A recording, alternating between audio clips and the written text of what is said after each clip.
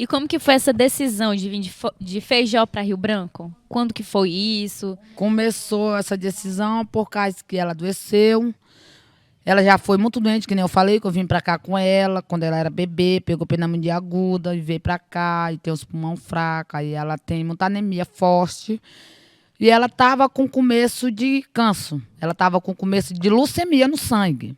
Aham. E eu não sei ler, e a enfermeira fez um exame, tava dando, ela tava com 2,5 cruz, quase 3. Aí ela perguntou se eu sabia o que era leucemia, eu disse que não. Ela disse, e doença no sangue? Eu também não. Ela foi disse, é uma doença grave. Você tem algum parente em Rio Branco? Eu digo, tenho. Ele disse, você pretende morar lá? Eu digo, pretendo. Pô, você vá para lá. Vá pedir ajuda na rádio, que se conhecer alguém da rádio, peça ajuda, vá com a sua filha.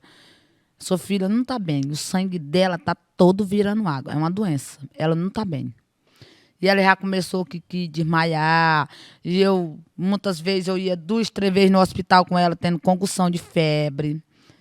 Aí eu adoeci também. Aí o meu esposo, esse que é o meu esposo que está em casa, o pai de meus filhos, ficou 2 noites comigo e ela no hospital, ela tendo concussão e eu com uma dor, uma febre. Aí quando eu melhorei, meus irmãos já moravam 2 aqui, meu pai morava aqui também. Aí quando ela melhorou um pouquinho, eu endoidei, eu já tinha vindo aqui já com muito doente, que eu só vivia em Cruzeiro, eu só vivia em Rio Branco com gente doente, cuidando de doente em Feijó. Aí eu peguei, aí eu vim pra cá. Fizeram apelo na rádio, doaram pra mim, e conseguiram arrecadar a prima do meu esposo. A prima do meu esposo conseguiu arrecadar dinheiro, cesta básica. E até a Cremilda, ela é prima dele, do pai dos meus meninos. Antônia, como é que você lida com doações? Por que eu estou te perguntando isso? Porque muita gente que não vive essa realidade que você viveu e que eu vivi assim 1% na minha infância, de não ter muita coisa e de ter quase nada, muita gente tem vergonha, acha que estar nessa condição de precisar de ajuda é motivo de vergonha. Como é que você enxerga isso? Não, eu fico alegre, eu fico satisfeita.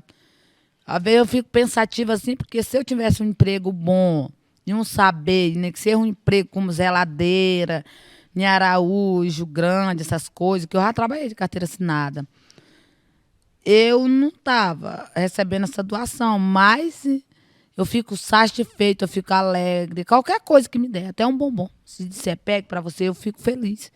Não tenho vergonha, vergonha faz roubar, vergonha faz mentir, vergonha faz matar os outros sem precisão. Porque não é. Ninguém, só quem tem direito de tirar a vida da gente é Deus. Quem deu foi Deus, então é Deus que tem direito de tirar a nossa vida. Mais ninguém. Como é que você vê como é que foi essa relação durante sua vida inteira com Deus? Você disse que seus pais morreram muito cedo, né? Você morou na rua a partir dos 10 anos, com 10 anos você morou na rua. E quando é que foi que você ouviu falar de Deus, assim? Quando é que foi que você parou para pensar que existia um Não existia Deus? Deus. É. Eu parei para pensar que existia Deus quando eu já tinha minha filha, quando ela adoeceu. O que que tu pensava ou tu não pensava nada sobre isso? Eu não Tipo, pensava, por que que as coisas acontecem, por que que as coisas não eu não acontecem? pensava, não. Eu vim pensar depois que eu tive ela. Tudo fez sentido na minha vida depois que eu tive ela. Aí ela adoeceu e eu entrava para dentro do quarto do hospital ali, do pronto-socorro, e depois dentro do hospital da criança, e comecei a pedir. Senhor, se o Senhor é Deus, se o Senhor me vê, mas eu não posso lhe ver, pro Senhor tirar a minha, ou tira logo minha filha de vez, ou então dê a saúde dela. Que já me deu vontade de eu mesmo tirar a vida dela, que ela não chora, ela não mama, fica só gemendo, gemendo que nem um cachorro rinou. Então, o Senhor não pode dar a dor dela para mim. Então, se ou tire logo ela, ou então dê a saúde dela. E como é que foi pra ti esse processo? Como é que aconteceram? Difícil, né? Difícil demais o que tu tá dizendo, Antônio, porque eu tenho uma filha pequena, você viu ela, eu te mostrei antes, e a Gardene também tem um menininho. que também tem alguns problemas de saúde, mas nem se comparam, claro, né, aos problemas que sua filha passou. Mas é uma coisa que quando a gente tem filho, velho, se você tá assistindo e você não tá entendendo porra nenhuma, é porque você não tem filho, cara. Quando você tem filho, tudo muda, sua vida passa a não interessar muito, não interessa mais, interessa o bem-estar da sua filha ou do seu filho. E é por isso que a gente que ouve a história da Antônia, a gente fica emocionado, porque nossa, não tem nem como mensurar eu estar na situação, Antônia. Você é uma mulher muito forte, cara. Muito, Muito forte. muito forte. A gente se depara, assim, em outra realidade, onde problemas tão pequenos se tornam algo tão sério, né? E a gente nem imagina que outras pessoas... Porque você não é única, né? A gente sabe que muita gente passa por situações muito complicadas. E às vezes a gente, na nossa ignorância mesmo, acha que... Como se a nossa vida não fizesse sentido. É. A Gardene me mandou um WhatsApp hoje, dizendo que tava... Assim, não disse que tava chateada, mas tava chateada porque bateu o carro, não foi, Gardene? Foi. Bateu o carro. Eu tava chateado ontem com minha esposa porque ela tinha um dinheiro na conta, mas tinha esquecido a senha pra sacar o dinheiro. Então a gente vê que nossos problemas, eles são muito pequenos. Muito. Aí, às vezes, isso aí, às vezes, é só problema passageiro, né? E tem coisa que marca muito a vida da gente. Marca. E não foi só eu, meus irmãos passaram a mesma coisinha que eu passei. Mesma coisa. E parece mentira, mas no meio da minha família, eu já tenho medo quando tá todo mundo feliz, todo mundo alegre, todo mundo com saúde. Porque quando nem uma coisa é outra, quando nem uma coisa é outra. Parece que é uma maldição de geração a geração. Quando nem uma coisa é outra. Quando não tá doente, outro vai e se corta, outro é aquela coisa. Até mesmo o ano passado, a casa do meu irmão enfeijou. No seringal, a casa do meu irmão pegou fogo, queimou tudo dentro. Eu meti o pé aqui, fui deixar a coisa pra ele, recardada. Pegando de um, pegando do outro. É uma coisa, quando nem uma coisa é outra. É. Mas aí, então, voltando ao assunto, depois ela foi melhorando. E aí, esse seu apego com Deus aumentou? Começou a aumentar. Eu fiz uma promessa. Primeiro eu botei Deus na frente. E depois eu fiz uma promessa para São Francisco. E nós pagamos a promessa. Eu paguei Marrela, bem bebezinha. O que era a promessa, tu pode falar? Eu disse, primeiro Deus. Primeiro vem Deus. Senhor, primeiro é você. Se for do seu acordo, que eu não sei orar, nem sei rezar, mas diz que a gente ora e reza, a gente falando com o Senhor. Eu não estou lhe vendo, mas o Senhor está me vendo. Se for da sua vontade, dê a saúde da minha filha. E eu vou fazer uma promessa, pedir sua permissão, para me fazer uma promessa para São Francisco, para minha filha ficar boa.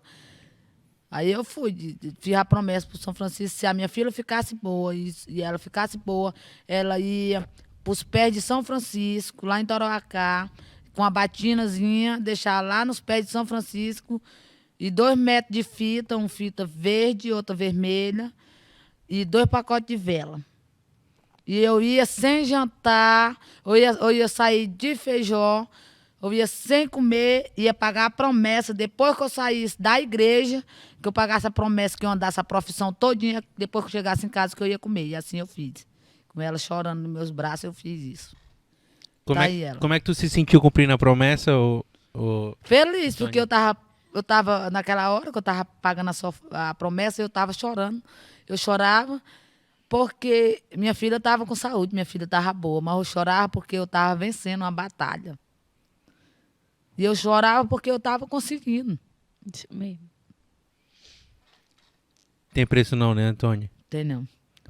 Eu já passei muita coisa. Se eu for contar, vai hoje, vai amanhã, vai depois. Tiveram muitos momentos, eu imagino, que você precisou de alguém e não tinha, né, Antônia? É tipo assim, às vezes meus filhos cobram muito, que eu não sou uma pessoa de estar muito carinhando ela mesmo, sabe? De dar muito carinho, de estar minha filha, meu filho, beijando, abraçando, dando carinho. Eu sou dura, eu sou meio dura. Mas porque eu já me entendi em gente assim dura. Quando eu me entendi em gente, já foi dura. Eu não tive amor, não tive carinho por ninguém, não. Que nem batata. Plantou ali, enraizou, cresceu, nasceu, enraizou, cresceu. Mas ninguém regou, ninguém cuidou, né, Antônia? É. Tu quer falar, ô Jaqueline? Eu queria te perguntar alguma coisa. Pode perguntar. O que que tu pensa quando tu tá ouvindo isso? Tu já sabia disso tudo? Primeiro, tu já sabia disso? Já. E por que que tu tá se emocionando? Porque, né? Tipo, ver ela contando, né? Tipo, qualquer pessoa. Eu, né, que cresci com ela, né? Vendo o sofrimento, né, que a gente passou, tudo, porque até quando eu cresci, né, que eu conheci, que eu fui entendendo as coisas, que o meu padrasto, que é o pai dos meus irmãos, ele é muito bom. Ele me criou como se eu fosse filha dele. Pra ele não tinha, porque ela não é minha filha, eu não vou dar isso. Não. Tipo, se ele tivesse. Se ele fosse comprar pra um dos filhos dele, tudo ele tinha que comprar pra mim. Se não tivesse dinheiro pra mim, ele não comprava pros filhos dele.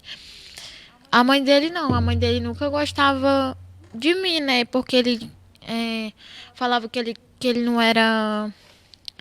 Tipo, filho de Jacami, né? Que tem que dizer. Que não era pra criar filho dos outros. Uhum. Entendeu? Aí minha mãe saía para trabalhar, né, em casa de família, e me deixava com ela. E muitas vezes ela me deixou com fome, me deu o resto de comida, né? Tipo, botava eu para baixo como eu era pequena, criança, né? Aí, Entendi. Jaqueline, hoje você estuda, como é que é? estudo. E como é que tu... O pessoal tá te elogiando aqui, dizendo que tu é muito bonita. O pessoal...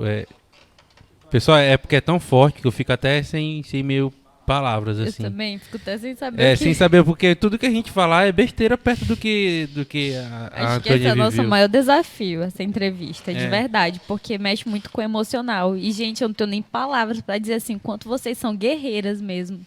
Até doido, isso é motivo de louvação mesmo, sabe? Tanta gente aí que dá errado na vida e vocês vieram, sofreram tanto, né? E estão aqui, gente do bem, do coração bom, que estão lá lutando pela causa das pessoas, como o Idi estava falando que você...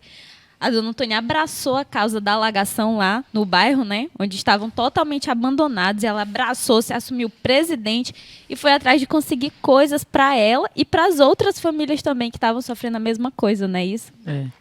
Jaqueline, o que que serve de exemplo aí da história da tua mãe? Porque tu não precisou passar pelo que ela passou, né? Não, graças a Deus que não, né?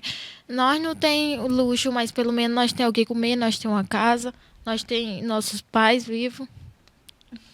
Tem alguém, né? Como ela falou que nunca teve mãe para ensinar. E já eu tenho ela.